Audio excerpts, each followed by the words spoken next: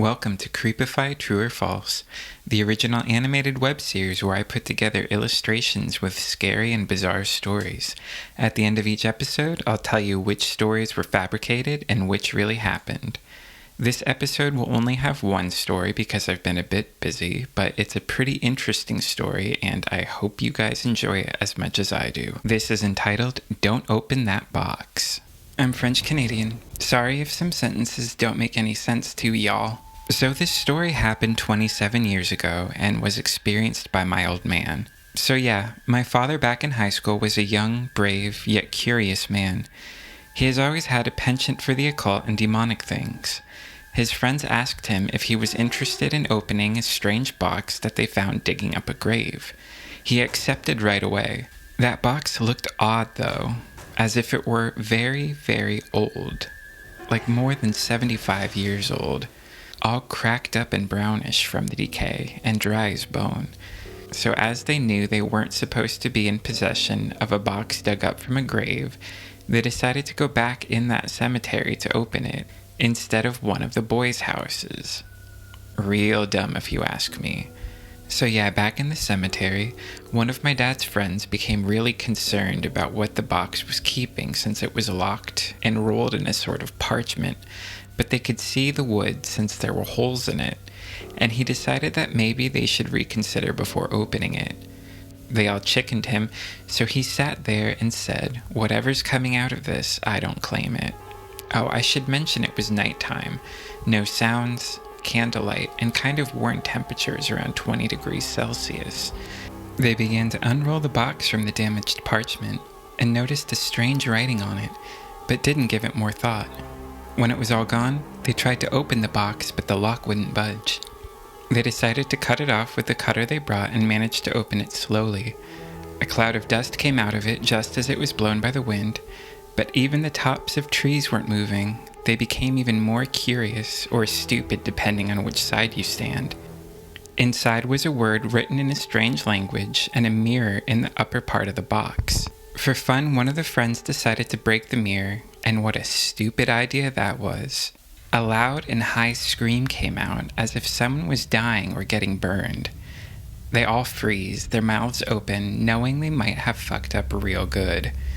Do you remember the candle?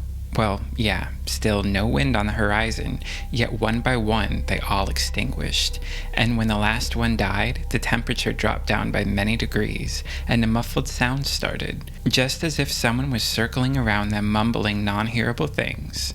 They got scared and ran away, leaving the box in the middle of the cemetery. That night, none of them were able to sleep, too scared of what they heard.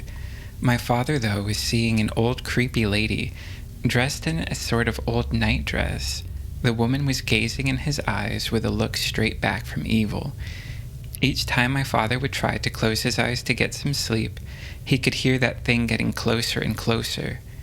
He would open his eyes, and she would be where he saw her last. But he wasn't crazy. The creaking was coming from his hardwood floor. He kept his eyes on that lady until the morning when he couldn't bear this and fell asleep. He woke up. The lady, gone. He got goosebumps all over his body, but had to go to school, so he got ready and left for school. When he arrived there, he met up with the boys and asked them if they were able to sleep, which they all replied negatively. "You saw her too, then?" he asked. The boys looked confused and didn't know what he was talking about, so one of them told him to quit joking. It wasn't funny. They all crapped their pants, but yeah, nothing happened. It was time to overcome this. The thing is, my father had never lied before, so why start now? He explained what happened to him, and the day went by. That night, my father received a call from all of them saying they were seeing her now and believed in him. They came to the conclusion to go back to the cemetery and try to put that thing, whatever it was, back where it belonged. As the other night, they came and looked for the box but discovered it was nowhere to be found. They went in the woods nearby and never found it. It was getting late and none of them saw the lady again that evening. They decided to get to their homes and they'll discuss that the next day. Sadly, the bitch wasn't gone but waiting for each of them at their house, in the very same corner of the boys' rooms. My father said he has never been that scared in his life. He put his head below the covers and sheets, he said, hearing her breathing just on top of him, as if she was just waiting for him to look at her. Yet again, no sleep. The following day, they decided by the end of the day, they would get a Ouija board, go back in there, and put an end to this. You and I know it's clearly not the best idea they could have gotten, right? So yeah, they went back and brought the Ouija board, some candles, and a cross. They set the board on the ground at the exact same spot they opened the box. Each put one finger on the planchette used to communicate and waited. Deep breaths taken, they asked for the thing that was glued to them if it was there. The planchette thing began to move. The answer was yes. They asked why it was doing all that. No answer. They asked if they disturbed the thing. The answer was yes. They asked if they could do something to redeem themselves and if the thing could leave them be. The answer was no. They asked if the thing wanted to kill them. The answer was eventually, not yet. One of the guys, the poor dude, started crying. You see why I didn't want to be part of this, he sobbed. They asked it again to leave them alone. This time the answer was, in exchange for what? One of them proposed his soul. A subtle laugh was able to be heard, not far away from them.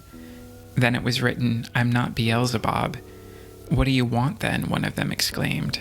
Your bodies, it answered, so young, it continued. They freaked out because when the thing stopped moving, they all felt an unpleasant feeling through their chest, as if something that belonged within them was pulling out of their bodies. They all tried to close the session, but the answer was, too late, hungry. Then they tried to take their fingers off the planchette, but found themselves sort of glued to it. My father started screaming at the top of his lungs until eventually the priest that was living in a small sort of house next to the church by the other side of the roads, a couple 100 meters away on the left, heard the screams. Alerted, he rumbled into the cemetery, and as soon as he saw the boys, a hand on their chest panting, all longing on the ground, a finger on the Ouija board still as the thing was doing a circle, he started compelling the quote demon unquote to leave them alone. After about 20 minutes of agony and preaching from the priest, which felt like an eternity for the boys, everything just stopped. Their fingers set free from the board. The priest then closed and burnt the board. The boys went unconscious for about 3 days after that. When they woke up, they had a little rattle from the priest about how dangerous and stupid that was for them to start a session in the cemetery. When they talked about the box they found before, the priest went very, very pale, then excused himself as he went to do a phone call. About a week later, the priest, quote, purified the boys' souls and bodies for about 4 hours, and then they have never had any experience like that. But my father is still having nightmares from that night, and I find him drinking a lot in the night.